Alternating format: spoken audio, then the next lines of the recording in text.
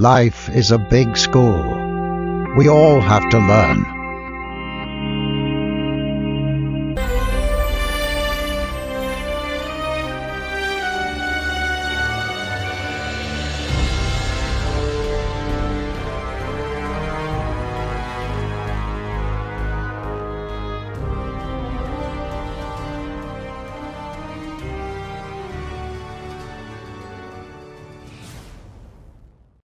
Eurystheus gave Hercules another task, which was even more difficult and dangerous: to capture Geryon's cattle and bring them back to him.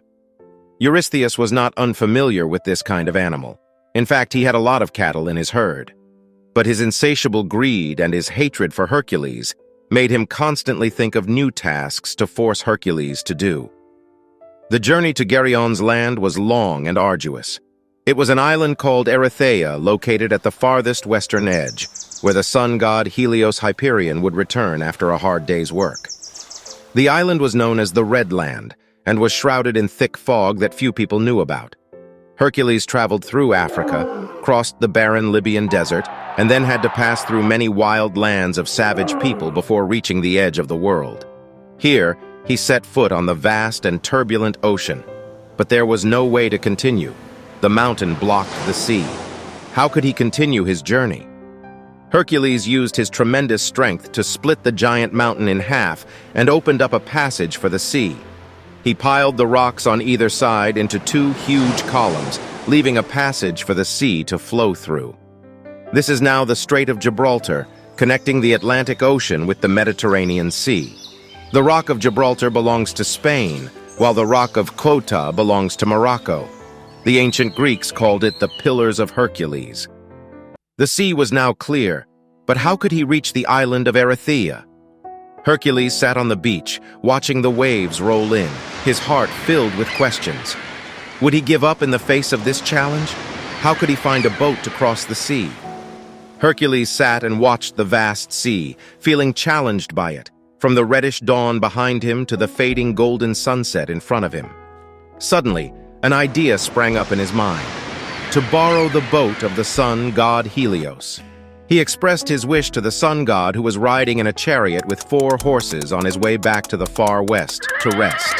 The god was resting in the kingdom of the old and silver-haired god Oceanus with his chariot, and then returned to the far east. From his resting place in the west, the god used his boat to carry his chariot back to his palace in the east to start his work as usual, a task assigned to him by Zeus. The sun god was reluctant to lend it to Hercules, but out of respect for the great reputation of Zeus's son, he smiled and agreed. So Hercules could continue his journey with peace of mind. As soon as he set foot on the island of Erythea, he had to deal with the 2-headed monster dog Onthros, with keen ears, nose, and eyes that few animals could match. Its parents were not strangers. They were the fearsome giant Typhon and the half-human, half-snake Echidna. Its siblings were the Hydra of Lerna in the Lerna region, and the 3-headed Cerberus in the underworld. Onthros was the guardian of Geryon's cattle. Hercules used his club to end the life of the monster. Eurytion, the cattle herder, met the same fate as Onthros. Hercules then took the cattle and led them onto the boat. Unfortunately, as soon as they reached the shore, Geryon, the giant, heard the mooing of the cattle from his cave and came out to see what was happening. Seeing the bodies of Onthros and Eurytion lying there, he roared and chased after Hercules. Geryon was a rare giant on the earth. He had 3 bodies, 3 heads, 6 arms, and a pair of wings. His father was Chrysaor, also known as the man with the golden sword. His mother was the monster Medusa, whom Perseus had beheaded, and Geryon had ridden the winged horse Pegasus out of her body and flew straight into the sky. Geryon threw his spear at Hercules repeatedly, each time with 3 long, sharp tips. But the goddess Athena was always by the side of Zeus's son to protect him. None of the spears could penetrate the hero's flesh.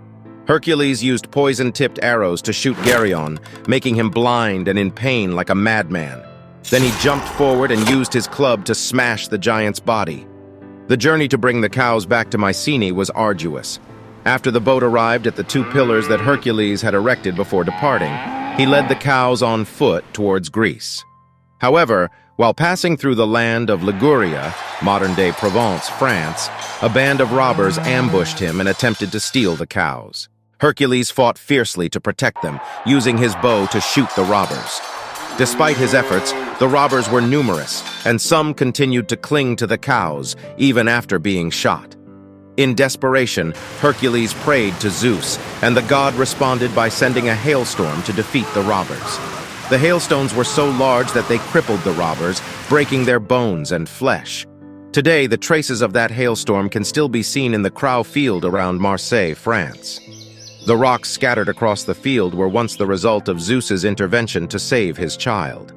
When Hercules played his lyre, a bull broke away from the herd and swam across the Messine Strait to the island of Sicily. Despite searching for the bull, Hercules couldn't find it, so he asked Hephaestus, the god of blacksmiths, to look after the herd while he went to Sicily to find it. Eventually, he found the bull in the herd of King Eryx, who refused to return it. Eryx challenged Hercules to fight, offering the bull as a prize. After a short fight, Hercules killed Eryx, retrieved the bull, and continued his journey.